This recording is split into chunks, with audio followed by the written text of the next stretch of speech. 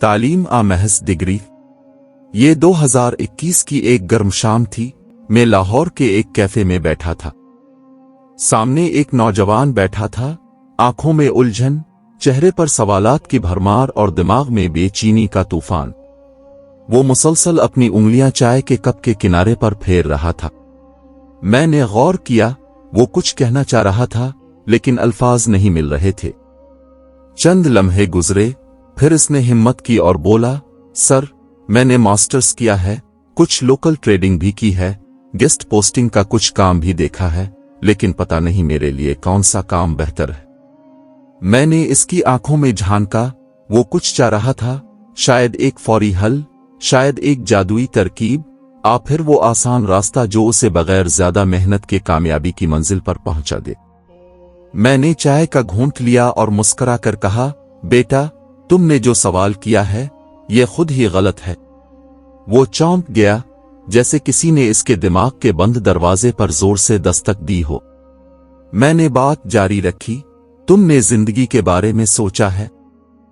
کیا تم جانتے ہو کہ کوئی اور تمہارے لیے کیسے فیصلہ کر سکتا ہے کہ تمہیں کیا کرنا چاہیے؟ اگر کوئی ایسا کرتا ہے تو یقین جانو وہ غلطی کر رہا ہے، اور اگر تم یہ فیصلہ کسی اور پر چھوڑ رہے ہو تو تم خود سے سب سے بڑی ناانصافی کر رہے ہو۔ یہ مسئلہ صرف اس نوجوان کا نہیں، یہ ہمارے پورے تعلیمی نظام کا المیہ ہے۔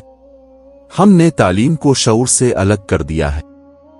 ہماری یونیورسٹیاں، ہمارے تعلیمی ادارے، ہمارے نصاب، سب کچھ اس طرح ترتیب دیا گیا ہے کہ طالب علم 4 سال، 6 سال، بلکہ بعض اوقات 8 سال پڑھتا رہتا ہے، اور جب باہر نکلتا ہے تو سب سے پہلا سوال یہی ہوتا ہے، اب میں کیا کروں؟ یہ سوال ہی ہمارے تعلیمی نظام کی ناکامی کا ثبوت ہے۔ تعلیم کا مقصد شعور دینا ہوتا ہے، راستہ دکھانا ہوتا ہے، سوچنے اور سمجھنے کی صلاحیت پیدا کرنا ہوتا ہے۔ لیکن اگر ایک نوجوان ماسٹرز کے بعد بھی اس قابل نہیں کہ اپنا راستہ خود چن سکے، تو ہمیں مان لینا چاہیے کہ ہم نے ایک پوری نسل کو صرف ڈگری ہولڈرز بنا دیا ہے، سوچنے والے نہیں بنایا۔ میں نے اس نوجوان کو غور سے دیکھا، وہ میری باتوں کو سن رہا تھا لیکن شاید اسے یقین نہیں آ رہا تھا۔ میں نے سوال کیا، بیٹا، تم نے گیسٹ پوسٹنگ کو کیسے پرکھا؟ اس نے فوراً جواب دیا، سر، میں نے کسی کے لیے آرٹیکلز لکھے تھے، وہ بندہ کلائنٹس سے ڈیل کرتا تھا، کبھی کام ملتا تھا، کبھی نہیں ملتا تھا، مسلسل کام نہیں تھا۔ میں نے ایک لمبی سانس لی اور سر ہلایا، تو تم نے خود کبھی کلائنٹس نہیں ڈھونڈے؟ خود کبھی کام نہیں کیا؟ نہیں سر، بس دیکھا تھا اور… میں نے بات کاٹ دی، بس یہی غلطی ہے۔ تم نے خود میدان میں اترے بغیر فیصلہ کر لیا کہ اس کام میں تسلسل نہیں، کامیابی نہیں۔ بیٹا، کسی دوسرے کے تجربے کو اپنا تجربہ مت سمجھو، خود کام کرو، خود محنت کرو، خود نتائج نکالو۔ یہ وہی غلطی ہے جو ہمارے نوجوان ہر فیلڈ میں کرتے ہیں۔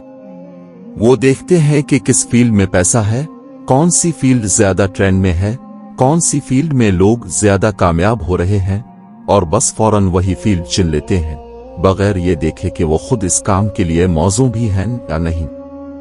یہی وجہ ہے کہ پاکستان میں جب کوئی شخص اپنی کامیابی کی کہانی دکھاتا ہے، جیسے میں بھی اپنی کہانی سناتا ہوں، کسی شاگرد کی کامیابی شیئر کرتا ہوں، تو لوگ فوراً اسی کام کو اپنانے کی کوشش کرتے ہیں۔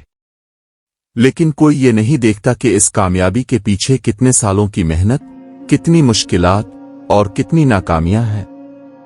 کامیابی ایک پروسیس ہے، کوئی انسٹنٹ نوڈلز نہیں کہ بس پانی ڈالو اور کھانے کے لیے تیار۔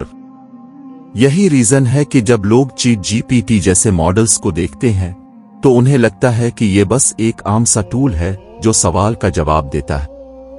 لیکن حقیقت یہ ہے کہ چیٹ جی پی ٹی کو بہتر سے بہتر بنانے کے لیے ہزاروں لوگ دن رات کام کر رہے ہیں، اس کی ریزننگ بہتر کر رہے ہیں، اس کی تجزیاتی صلاحیت بڑھا رہے ہیں، تاکہ یہ صرف معلومات نہ دے بلکہ سمجھداری سے جواب دے سکے۔ لیکن کیا ہماری تعلیم بھی یہی کر رہی ہے؟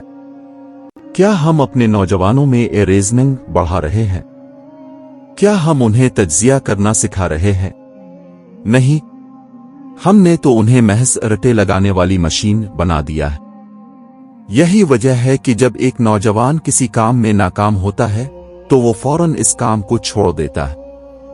वो नहीं देखता कि उसे कहाँ बेहतरी की जरूरत है, वो ये नहीं देखता कि कामयाब होने वालों ने क्या मुख्तलिफ किया था। वो बस ये सोचता है कि शायद ये काम ही ठीक नहीं।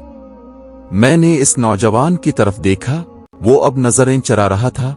शायद वो समझ चुका था कि उसकी गलती कहाँ थी।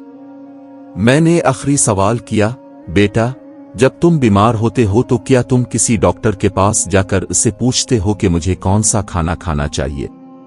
वो चौंक गया।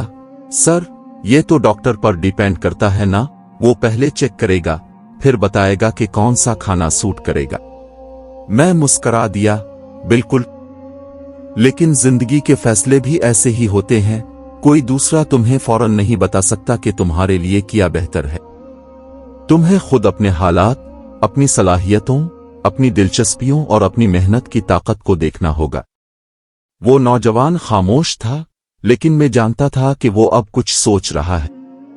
यही वो चीज है जो हमें अपने तालीमी निजाम में डालनी होगी।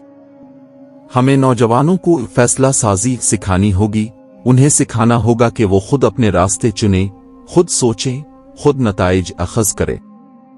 हमें मानना होगा कि अगर कोई नौजवान मास्टर्स के बाद भी नहीं जानता कि वो क्या करे, तो ये इसकी नाकामी नहीं, ये हमारे तालीमी निजाम की नाकामी है।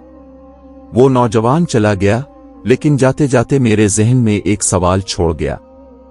हमने आज तक कितनी नस्लों को तालीम दी, लेकिन क्या हमने उन्हें वाकई सिखाया कि कामयाबी कैसे हासिल की जाती है? ये सवाल सिर्फ मेरे लिए नहीं, ये सवाल अब सबके लिए भी है।